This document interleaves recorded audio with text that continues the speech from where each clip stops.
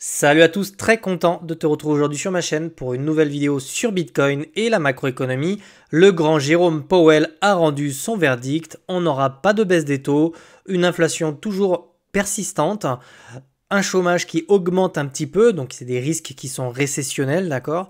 Et globalement, des grandes incertitudes concernant les tarifs douaniers de Trump et la politique économique actuelle aux États-Unis. Donc globalement, c'est ce qu'on se doutait, il n'y a pas de surprise, donc les marchés ils vont mal réagir sur le coup, mais globalement, la tendance de fond, il va falloir la surveiller, elle reste intacte pour le moment, tant qu'on ne casse pas certaines structures, d'accord? Donc dans cette vidéo, je vais te donner mon point de vue évidemment, on va regarder ce qui se passe sur le sentiment de marché, on va regarder les structures qu'il ne faut pas casser, et ensuite on aura déjà une bonne topographie de fin de semaine concernant nos actifs préférés, ok?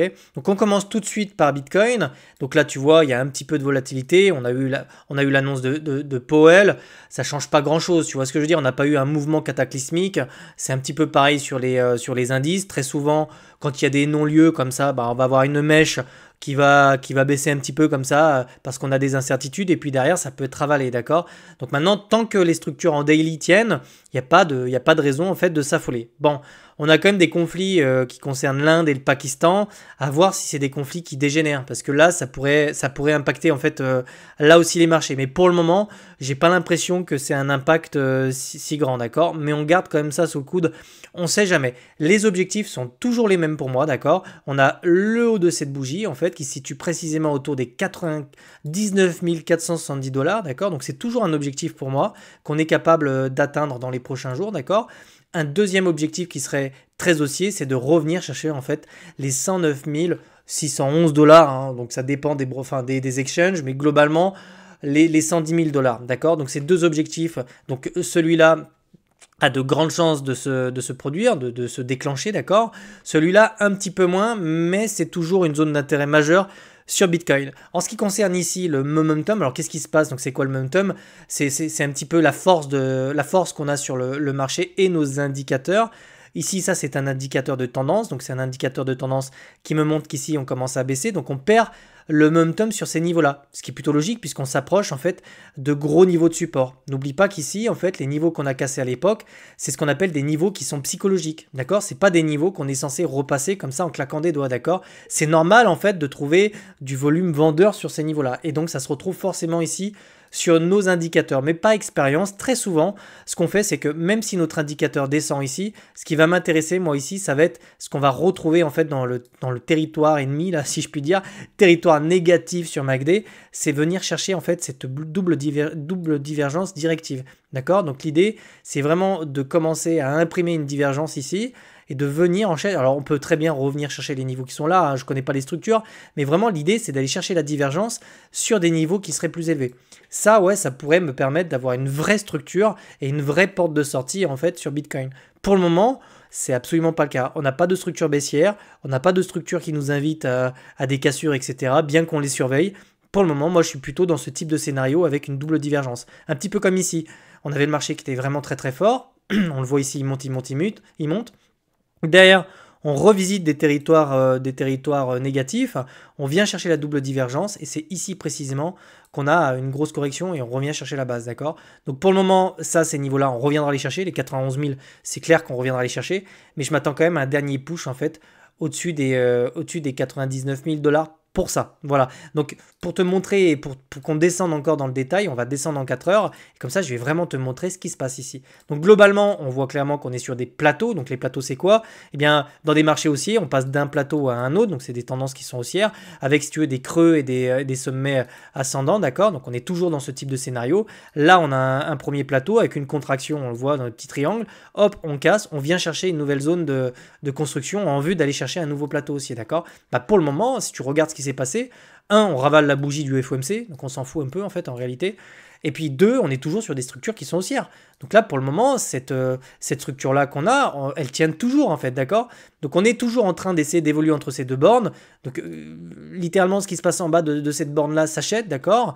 Et puis, ce qui peut se passer en haut se vend, mais dans un marché haussier, on a plutôt tendance à acheter le bas et à garder les positions en vue d'une cassure, d'accord? Mais tu as des traders de range qui vont plutôt trader ça, d'accord? Pour le moment, ça, c'est ce qu'on appelle un support, une oblique. C'est quelque chose qui consolide et c'est absolument pas quelque chose de baissier, d'accord? Surtout avec ce mouvement-là qui nous ramène sur le haut, c'est plutôt encourageant. Donc maintenant, les scénarios d'invalidation, et encore que on ne les aurait pas vraiment, ce serait vraiment se faire rejeter de ces niveaux-là une deuxième fois, revenir casser les niveaux qui sont là, éventuellement revenir chercher là.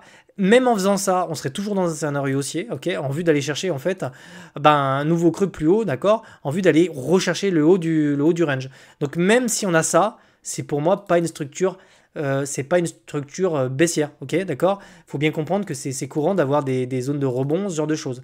Bien qu'on puisse aussi consolider sur les niveaux actuels et casser de suite, hein, d'accord. Je te prépare en fait au pire des scénarios.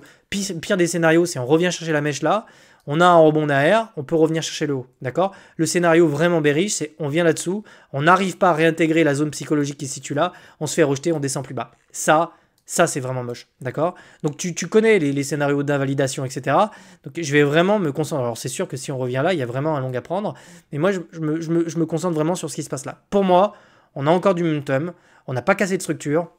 La news sur le FOMC, on l'a plus ou moins bien absorbé. On va tout de suite aller voir un petit peu ce qui se passe d'ailleurs sur les produits dérivés. On le voit, on est toujours dans des territoires. Ce qui est marrant, c'est que dès qu'on a des petites zones d'incertitude, on voit le funding qui replonge, on repasse négatif, tu vois. Donc là, on a vu des positions qui se sont clôturées. Là, on reprend un petit peu de funding parce qu'on est venu récupérer le haut. Et donc globalement, c'est toujours pareil. Si on commence à hésiter, on va avoir un funding qui plonge. Donc ça nous invite quand même à penser qu'ici, on a des grandes incertitudes sur ces niveaux-là et les traders sont pas particulièrement chauds, hein. Tu vois, on a un funding qui très rapidement repasse négatif. Tu vois, là, je suis quand même passé en daily. Donc on l'a vu, hein, globalement, c'est normal. Sur les bas, on avait un petit peu de peur. Mais même là, hein, on n'a pas un funding particulièrement élevé, hein. Si on regarde par exemple les zones d'intérêt qu'on avait quand on était vraiment sur les sommets ici, alors qu'on en est tout proche, on est quasiment sur les mêmes niveaux que ici. Et pourtant, si je trace une droite sur les fundings, donc le funding c'est quand même le sentiment de marché, hein, ça nous donne une bonne idée de ce qui se passe dans la tête d'un trader, hein. S'ils sont tous en long, c'est que les mecs, il y a un sentiment clairement haussier. Mais là, c'est absolument pas le cas, d'accord? Donc globalement, j'ai pas changé de plan. Pour moi, il y a toujours un monde où on revient chercher les liquides. D'ailleurs, petite information, même si tu t'en fous un petit peu de ce que je fais moi, c'est là que j'ai placé des ordres. D'accord? Pour te donner un ordre d'idée, donc je les place. Enfin, ça, après, tu fais comme tu veux, hein.